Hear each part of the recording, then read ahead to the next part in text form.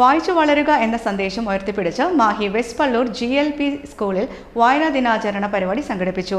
പ്രശസ്ത പ്രഭാഷകയും സാമൂഹിക പ്രവർത്തകയുമായ സംസ്കൃതം അധ്യാപിക സജിത TV പരിപാടിയുടെ ഔദ്യോഗിക ഉദ്ഘാടനം നിർവഹിച്ചു.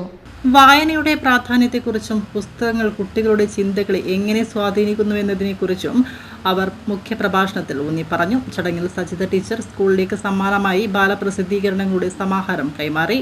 ഉദ്ഘാടന ചടങ്ങിന് ശേഷം വിദ്യാലയത്തിലെ കൊച്ചുകൂട്ടുകാരുടെ വിവിധ കലാപരിപാടികൾ അരങ്ങേറി.